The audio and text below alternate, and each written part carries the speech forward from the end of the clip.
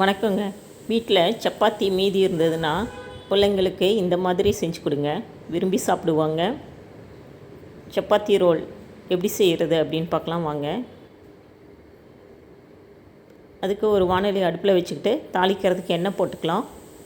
நீங்கள் பட்டர் அந்த மாதிரி கூட போட்டுக்கோங்க, நல்லா வாசமாக டேஸ்டியாக இருக்கும். நான் ஒரு சப்பாத்திக்கு தான் செய்ய போகிறேன், அதனால் அரை பெரிய வெங்காயத்தை கட் பண்ணி போட்டுக்கிறேன்.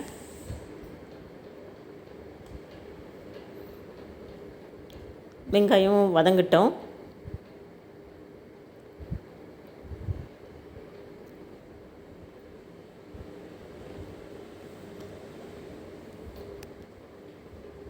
இப்போ பாதி வதங்கின உடனே நம்ம கொஞ்சம் இஞ்சி பூண்டு பேஸ்ட் போட்டுக்கலாம்.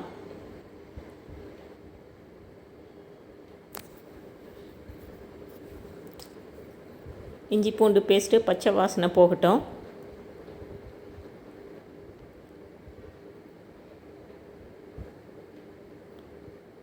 இப்போ நான் ஒரு அரை குடமிளகா, அரை தக்காளி இதை கட் பண்ணி வச்சுருக்கேன், அதையும் போட்டுக்கிட்டேன்.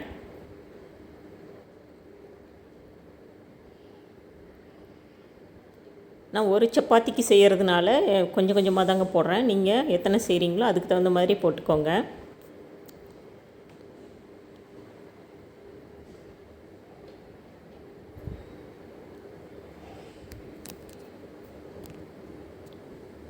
இப்போது லைட்டாக உப்பு சேர்த்துக்கலாம், நிறையா போட்டுறக்கூடாது.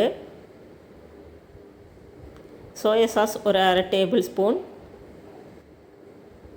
சில்லி சாஸ் அரை டேபிள் ஸ்பூன், டொமேட்டோ சாஸ் எல்லாமே அரை அரை டேபிள் ஸ்பூன் போட்டுக்கலாங்க.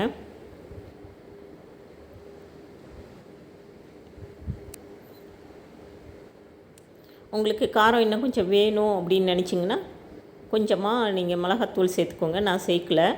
இப்போ கொத்தமல்லி தூவி ஒரு கிளறிட்டு எடுத்துக்கலாம். இப்போ ஒரு தோசை பேன் அடுப்பில் வச்சுக்கலாம். இதுலேயும் அப்படி தான், நான் எண்ணெய் தான் போடுறேன், நீங்கள் பட்டர் சேர்த்துக்கோங்க. ஒரு முட்டையில் நான் உப்பு, மஞ்சத்தூள், பெப்பர் தூள் போட்டு அடித்து வச்சுருக்கேன், அதை ஊற்றிக்கலாம்.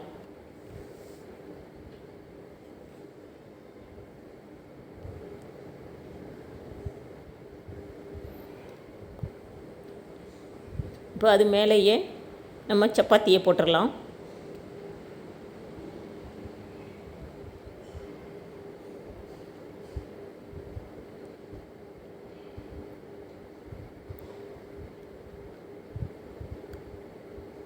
இப்போ அடுத்த பக்கம் திருப்பி போடலாம்.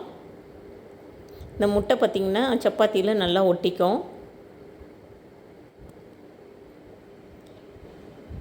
இப்போ நம்ம பண்ணி வச்சுருக்கிற மசாலா கலவையை அதில் சேர்த்துடலாம்.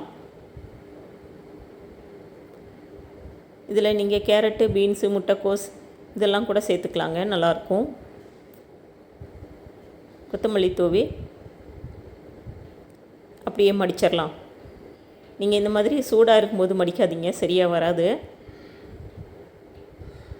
பிளேட்டில் தனியாக எடுத்து வச்சு லைட்டாக ஆறுனதுக்கப்புறம் மடிச்சிங்கன்னா சூப்பராக மடிக்க வரும். இதை நீங்கள் ஃபாயில் பேப்பரில் வச்சு கடையில் கொடுக்குற மாதிரி கூட கொடுக்கலாம்.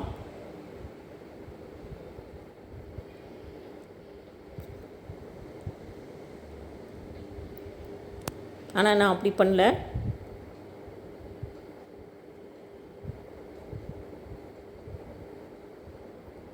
அவ்வளோதாங்க,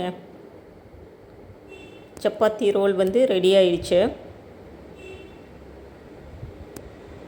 பார்த்திங்கன்னா ஆறுனதுக்கப்புறம் நல்லா மடித்தாச்சு.